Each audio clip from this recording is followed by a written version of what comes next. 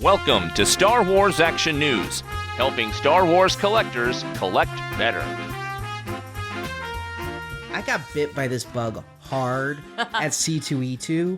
I'd been looking at the Star Wars Figuarts figures, but with all the new figures coming out, the Revoltech and the Egg Attack and everything else going on, I was like, I don't know where to buy. But I'm on a SH Figuarts kick lately. I started because of Marvelicious Toys, and now in addition to the Marvel ones, we've got on the way a Freddie Mercury for Marjorie. Yay! I love Freddie. I'm a big Queen fan. I always have been since I was a little girl in the 80s. A Bruce Lee, a Harley Quinn, and now we're going to look at the first of 2 Star Wars figures I ordered. The second one hasn't arrived yet, but the Star Wars figure is the First Order Stormtrooper. I found one of these at C2E2 for about $70, and I almost bought it, but then I decided to look online. I was able to get it ordered for about $55. MSRP on these is $40 to $50 if you can get it for that. Because they're not sold in the States, they sell out pretty dang quick. So I picked this one up off Amazon, and we'll be taking a look at it here. Now, I'm used to you buying the Marvel versions of these, the Marvel line. Mm-hmm.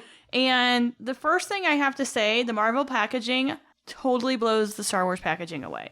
This is a cool box, don't get me wrong, but they pack it in like a bigger box. It's more ornate on the front. It's got a lot of that spot UV on there to make the colors pop. It's more of a... I feel like I'm getting more for my money based on the packaging. Does that make sense? Packaging matters. Even though I open these toys, there's nothing more to get that first blush curb appeal, for lack of a better term here, than a gorgeous package. And I noticed it too. I mean, I spent almost $60 on this figure, and I open it, and the box is really small. It looks almost like a tissue box. You know, that's what struck me as it's very small. And, you know, I will say Jerry's going to be very proud of me because this is his line, but it's his line of work. I'm a sucker for good packaging. In this one, I totally would have passed this by because the packaging is so utilitarian. There's nothing special about it. It does have the word Star Wars and on the front on the plastic window in a shiny gold font and print, but I wouldn't look at that and think, that's worth $70. But then you look at the Marvel one, I'm like, holy crap, that's a really awesome figure. Now, here's where the difference is this is a narrower box. It's the same height. I blame the Star Wars style guide. We've talked about this with Hot Toys, with Sideshow statues, with so much. Lucasfilm demands adherence to their style guide so much at the detriment of the creativity of the packagers. Because I buy Hot Toys Marvel figures, and every box I open, I'm like, oh, look at the box, look at the box. And with the Star Wars ones, I'm like, all right, let's look at the figure. Mm-hmm. And here, what they've done is there's no art of the character. I wouldn't say there's nothing to like about this box. I really like the subtle foil gold of Star Wars, the way it's printed on the window, and you got SH Figuarts describing what it is, a new standard figure series that incorporates the Bandai action figure art under the theme Pursuing Character Expression Through Humanoid Action. Well, I said it was just very utilitarian, though. Yeah, but it's a highly gloss box that has like this metal going down the side or this red that looks metallic on 2 of the sides. The back does look like it could be from any action figure line. There's 3 shots of the figure in different poses, some Japanese lettering. This isn't a line readily available in the States. But yeah, the package is nothing to write home about. It belies the quality of what's inside. It does. And I will tell you, if you put anything in a shiny, pretty, amazing package that gets me to stop and look at the packaging, I'm probably buying it. There's been so much makeup I've purchased because the packaging just like knocks my socks off. I'll tell you this. You didn't remember how much Figuarts cost. And you saw this. And you said, how much did you spend on it? And I told you, and you went, ugh. Yeah. And then you didn't realize it was even the same line. I was getting stuff out in the photo studio and pulled out a Figuarts Iron Man. And you're like, oh, how much did you pay for this? And it was about the same money. You went, oh, okay. Yes. Also, I'd like to point out, it's not because I'm asking him because I care. I'm just nosy about, you know, hey, how much is this one? How much is this one?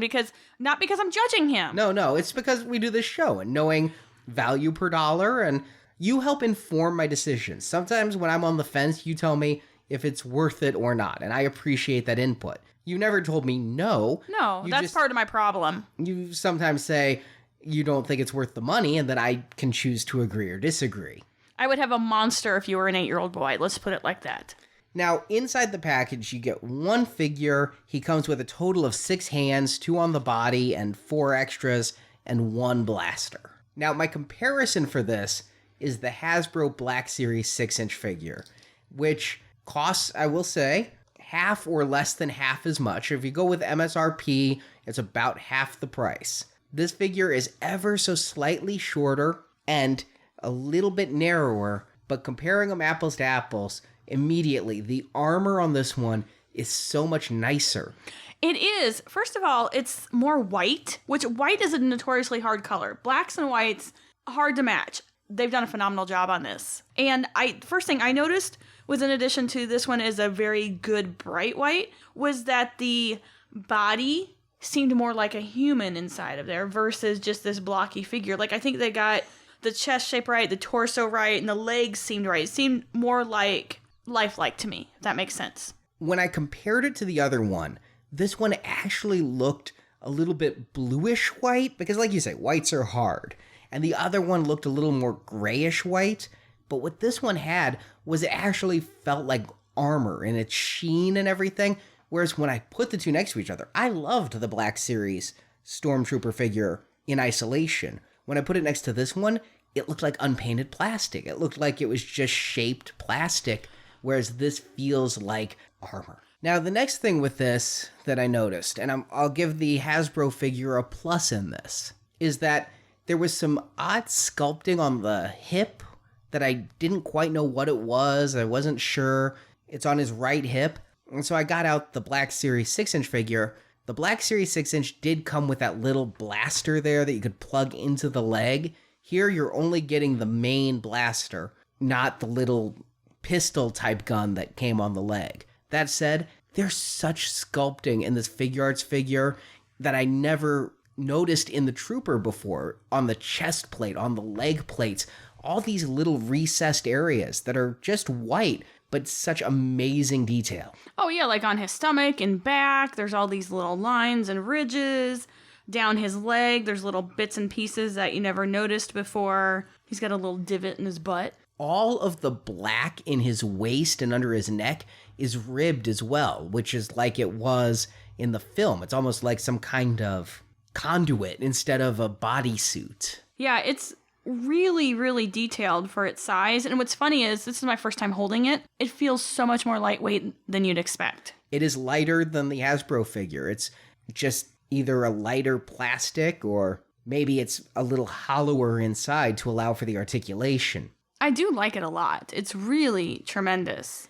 The paint on the figure is flawless, though. I mean, on a Stormtrooper, you don't have a whole lot of paint. You've got some black and some white. But there was a little speck on his faceplate. And I'm like, oh God, did I get dirty paint? Because on a Hasbro figure, I expect it. On a figure I paid over $50 for, I get a little particular, but I'd live with it. It was dirt. And then I got out my macro lens. I couldn't find a hair of thin paint outside the lines, paint where there shouldn't be, paint I could see through. I mean, they have amazing detail on this. It is. It really does have more than I expected, and definitely more than the Black Series figure.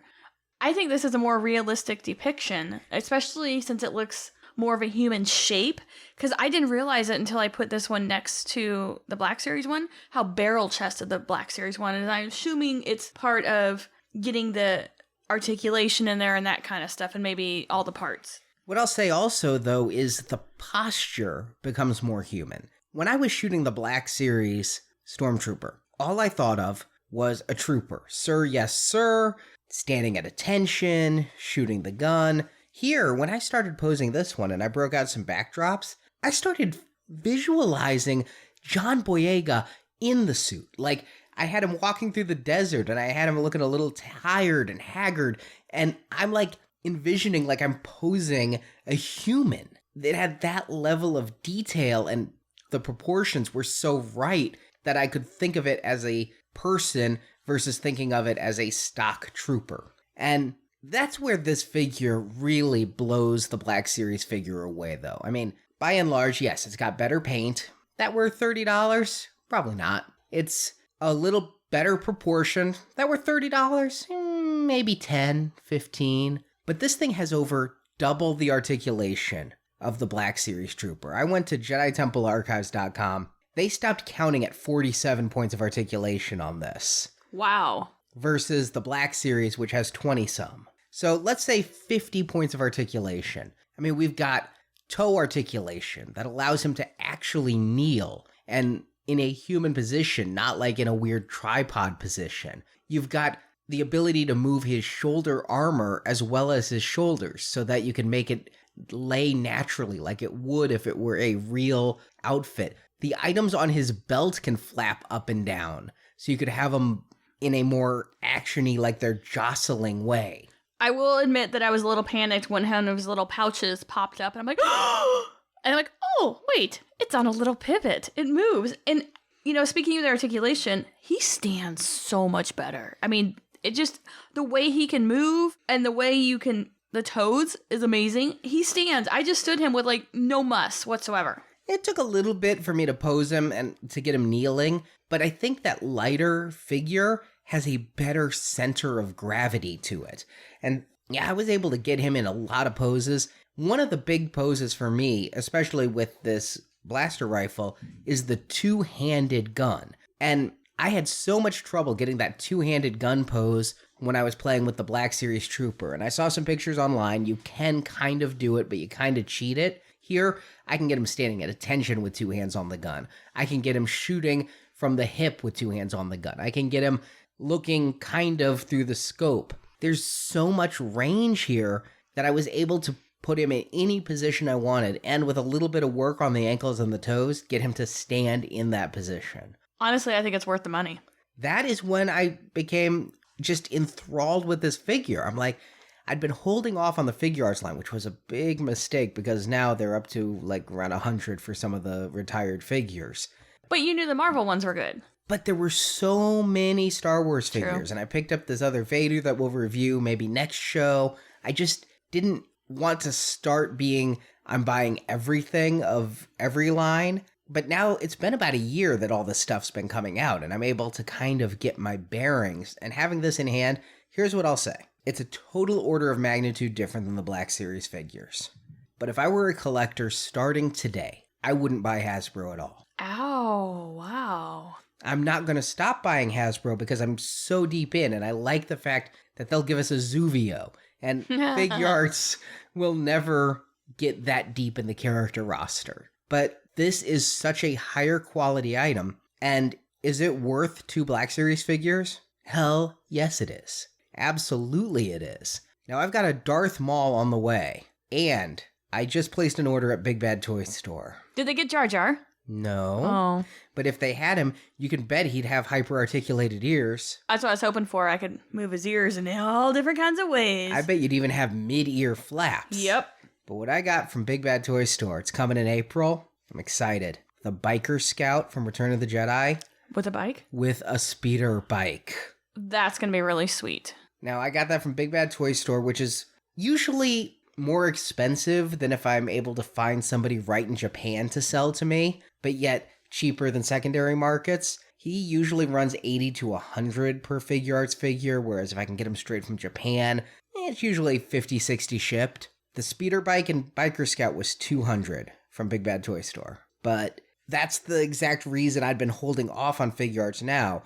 But after spending a couple hours in the photo studio falling in love with this First Order Stormtrooper, I had no hesitation to get that Biker Scout. My only hesitation is, do I need to troop build him? I guess, because of the price point, I'm assuming they're not assaulting you like the Black Series. Correct. So there's not as many. And so this might be a nice, supplemental collection, or if you've been hesitant because you didn't like the Black Series, this might be the way to go. Here's what I'll say is, to me, having gotten the Hot Toys Space Trooper you got me, which is 12-inch, and then gotten this, which is 6-inch, to me this is the quality of a Hot Toys toy without all the accessories. I mean, we got 6 hands, which allows for a good variety of poses, but you don't get the 12 hands, and you don't get all the variations that come with it and the accessories. We only got one rifle, as I mentioned. But the Hot Toys Troopers cost anywhere between $200 and $300. These cost $50 if I get them at regular price, $100 if I have to pay aftermarket. It's a quarter to half the price for all the quality, just half the size. For me, I'm wondering if this will fill my Hot Toys fix, because the Hot Toys hit so many variants of the troopers already, Stormtroopers and First Order Troopers, that to me, I think I'd rather look at the Figuarts line because it's a lot less space to display and still a superior quality, what I consider a high-end figure. Hitting the Tamashii website, here's what I've missed out on. Stormtrooper, Darth Vader, who was reissued but without his figure base in the second version. Return of the Jedi Luke Skywalker, who's one of the more expensive ones. I'd be very curious to see human faces. I looked at the face online, and I think it's pretty good, but I think that Mark Hamill suffers from the Sandy Duncan look, and a lot of times with that short hair, if his hair is swooped over right, he looks like Sandy Duncan. He looked like Sandy Duncan in the holiday special. That's true, he did. It's the haircut. But I will say what really floors me about this is the different facial expressions that they've got. It looks like you come with at least 2 different heads, and I'm totally enthralled with this because they got windswept hair down.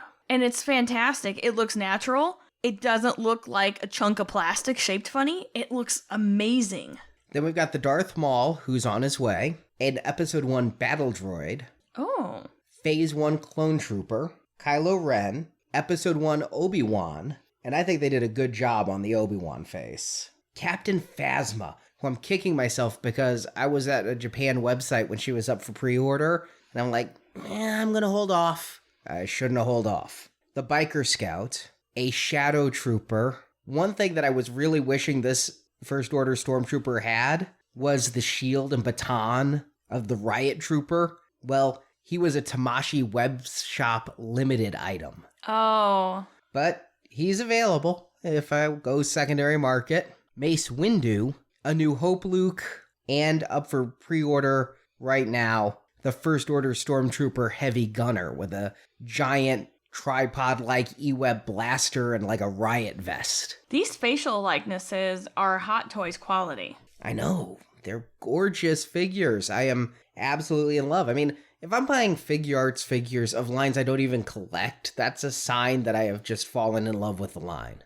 Yeah, these are pretty impressive. I'm not going to dive in. I'm not going to buy these all this week, but I've got Darth Maul on the way. I've got the Biker Scout pre-ordered. I'm going to get my hands on that Phasma before the price goes too high, and then we'll see. Thanks for watching this video. You can see full episodes of Star Wars Action News with more collecting news and reviews at swactionnews.com. We also have thousands of toy and collectible photos in our photo gallery. If you enjoyed this video, please subscribe to our YouTube channel. May the pegs be stocked and the Force be with you.